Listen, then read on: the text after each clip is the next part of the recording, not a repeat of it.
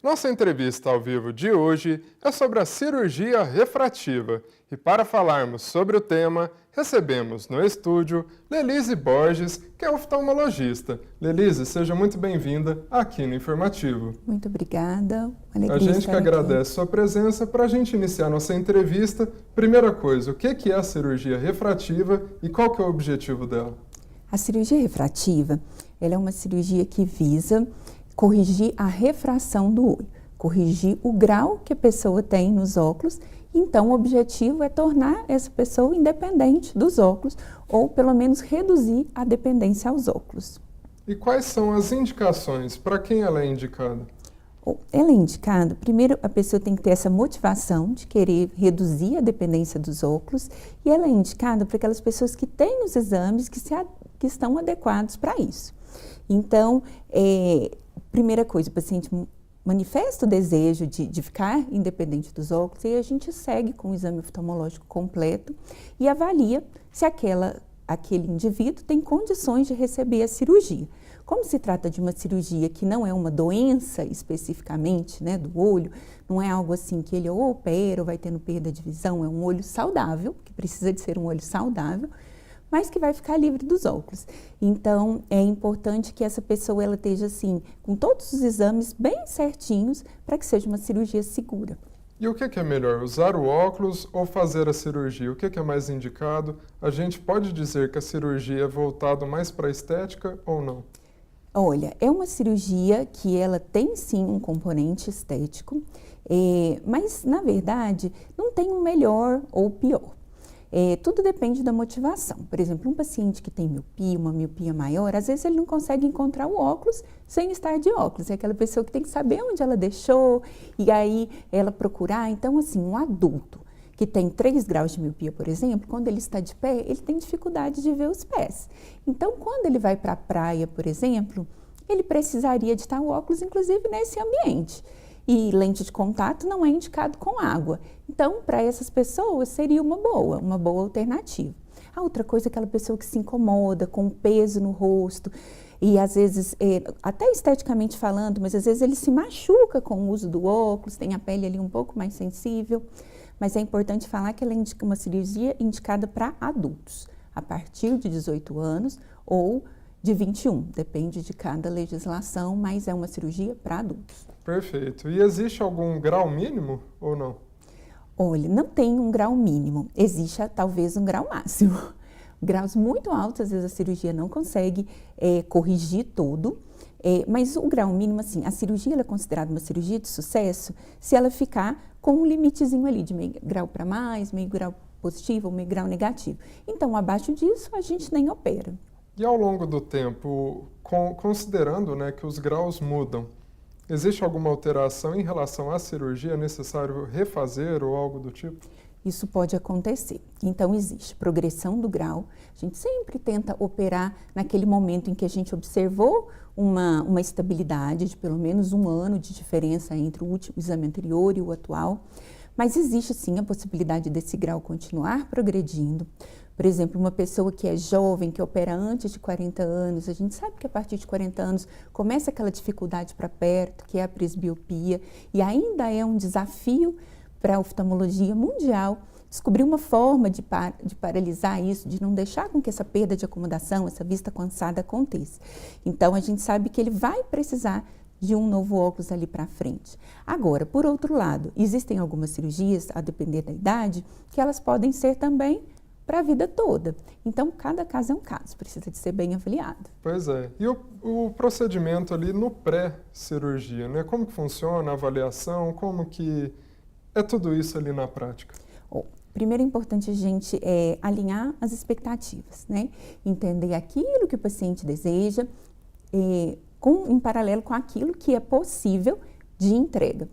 Então, são feitos alguns exames específicos, o exame oftalmológico completo, vendo o grau do olho, observando se há essa estabilidade, pelo menos de um ano para outro, pressão, fundo de olho, a biomicroscopia, que é aquela avaliação das estruturas. Se o olho for como um todo saudável, tem somente o grau, Aí a gente parte para os exames específicos. Então, existem exames de córnea, de espessura da córnea, porque um dos tipos da cirurgia faz um remodelamento de córnea, que é aquela cirurgia conhecida como a cirurgia a laser. Então, o uso do excimer, ele remodela a córnea de maneira a corrigir o grau. Então, faz os exames com topografia, paquimetria, a microscopia especular. E estando tudo bem, prossegue com a cirurgia. Importante também a avaliação de fundo de olho, porque, por exemplo, o míope, que geralmente os míopes gostam bastante de operar, pode ter alterações ali que precisam ser tratadas antes de indicar a cirurgia. Excelente. Você mencionou a questão do laser, né? Diante disso, eu queria te perguntar quais são os tipos, né, de cirurgia refrativa. Não existe só o laser, não é? Não, isso. Existem alguns tipos principais. Primeiro é o laser, né, que é feito, então, a gente chama de ablação, mas é um consumo, um remodelamento corneano. E existe também, e aí tem diferentes técnicas, PRK, LASIK, SMILE, e também tem a cirurgia que corrige com uma lente intraocular. Essa última, ela lembra um pouquinho a cirurgia de catarata, ainda que o paciente não tenha catarata. Então, pode ser retirado a lente natural e implantado a lente artificial, ou às vezes não, mantém essa lente natural e ali na frente dela e atrás da íris implanta uma lente que vai ficar ali também por um bom tempo, de maneira a corrigir o grau, assim, tentando minimizar ao máximo dessa dependência dos óculos. Perfeito. E quando a gente fala de riscos? Toda cirurgia envolve riscos. Sim. Né? Uhum. Quando a gente pensa em risco, o mais temido deles é, sem dúvida, a infecção. Então, para isso, existem protocolos de cirurgia segura, de uso de antibiótico no pós-operatório, existem as orientações que são feitas. Sempre falo que o repouso e os cuidados pós-operatórios fazem parte da cirurgia. Então, é importante seguir, ver com o seu médico bem direitinho o que é adequado aqui, quanto tempo eu não posso entrar na água, piscina, sauna, mar, para que eu tenha uma cirurgia eficaz e com o resultado que a gente espera. Outra coisa para as mulheres aí, o uso de maquiagem, tem que ser pelo menos 30 dias sem eles. Então, assim, o risco principal, infecção, e a gente tem alguns meios, algumas formas de evitar que isso aconteça. A outra coisa é o medo do grau não estar paralisado e continuar havendo progressão.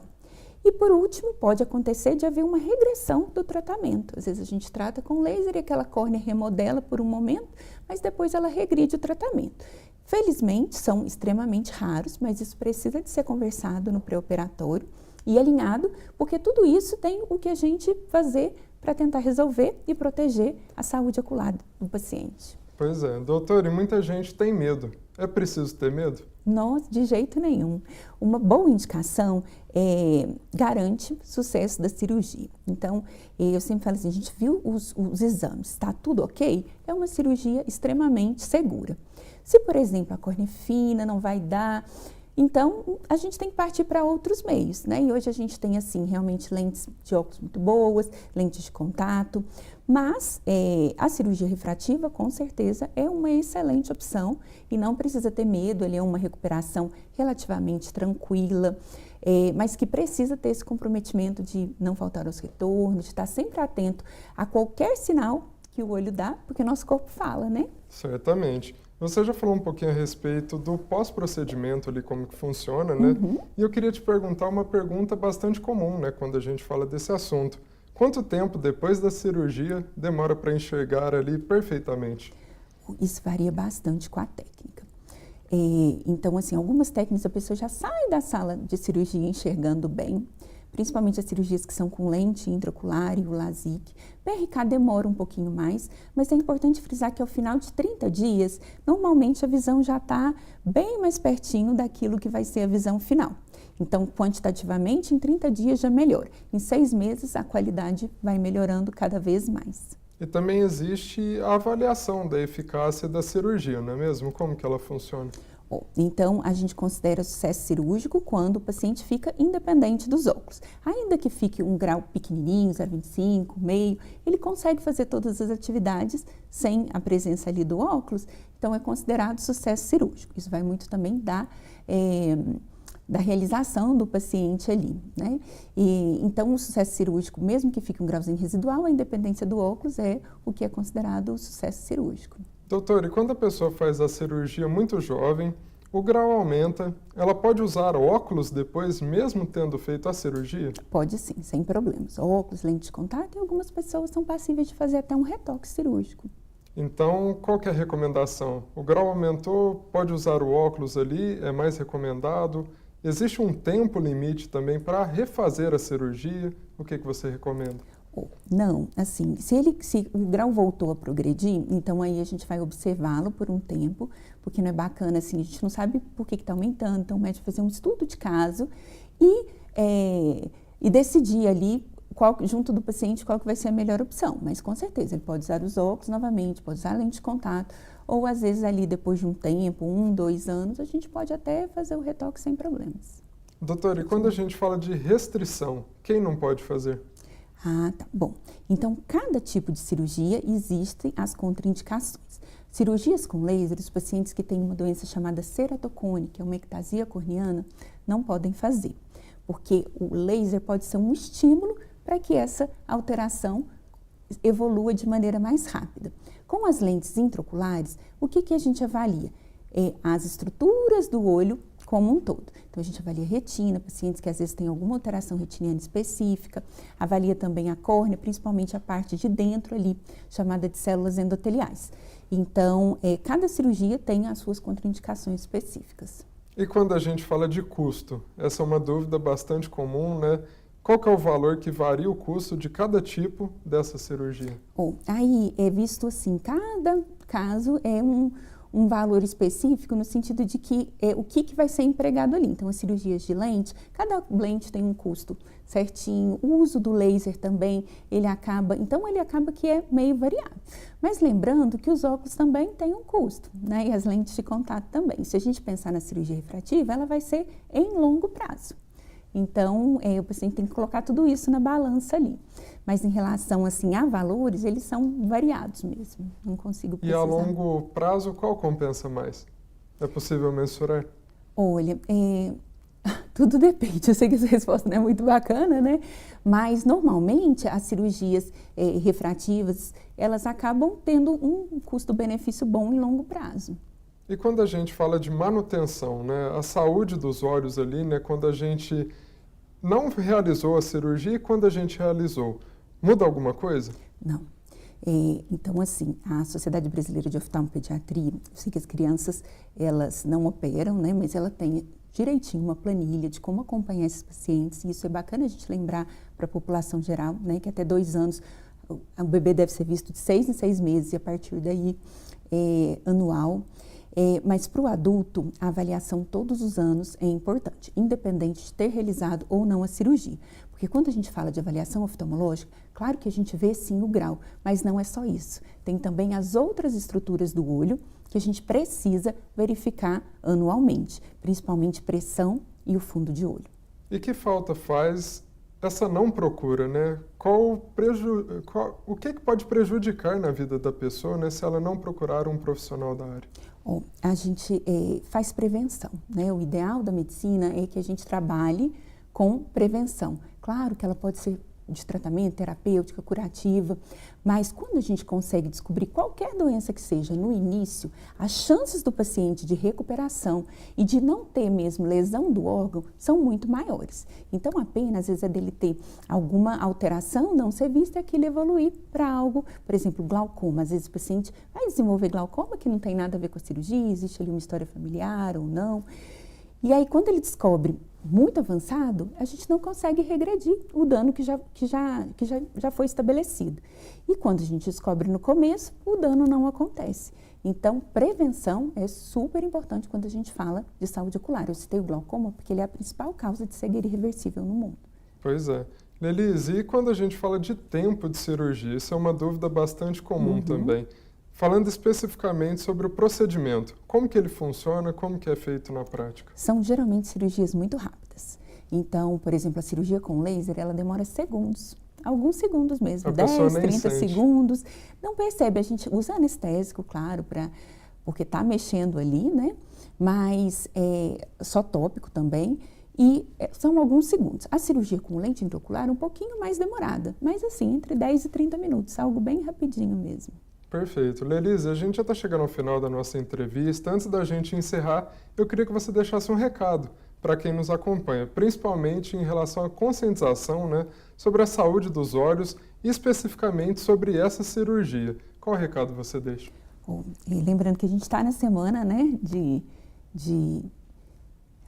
da saúde mesmo, então é importante, toda vez que você pensar nos olhos, confiar a saúde ocular para o seu médico oftalmologista. Então, o médico oftalmologista é aquele profissional que é capacitado para fazer uma avaliação completa. Lembrando que o oftalmologista ele é médico e algumas doenças sistêmicas têm manifestações oculares. Então, é super importante que tenha essa expertise de avaliar o paciente como um todo, né? Nenhuma parte do nosso organismo está isolada do resto do corpo. Então, é super importante confiar a saúde ocular para aquela pessoa que é capacitada, que é o médico oftalmologista.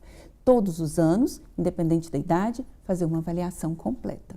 Perfeito, Lelise. Muito obrigado pela sua participação aqui no Informativo. Obrigada. Seja sempre muito bem-vinda.